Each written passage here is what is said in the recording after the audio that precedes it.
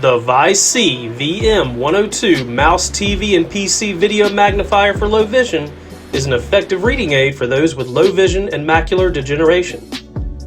Magnify letters, words, and images on your TV screen, computer monitor, or laptop computer.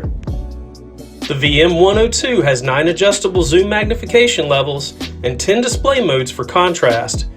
This means you can read text, words, and letters on different color backgrounds, which is easier on your eyes. Click the power button to change the color modes. Click the buttons with the up and down arrows to increase or decrease the size of the image. By simply rolling the mouse magnifier over newspapers, magazines, or other reading material, you'll be able to view text magnified on your TV screen, PC, or laptop.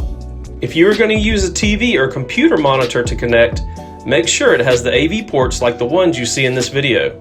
Some do not, so it's important to confirm. Connect your magnifier to the AV settings on your TV, select the correct mode, and view.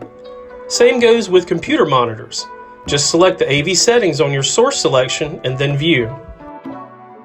If you want to use your laptop or desktop computer to view, just connect the magnifier to your computer USB port and then open the free and open software provided by your Mac and Windows server.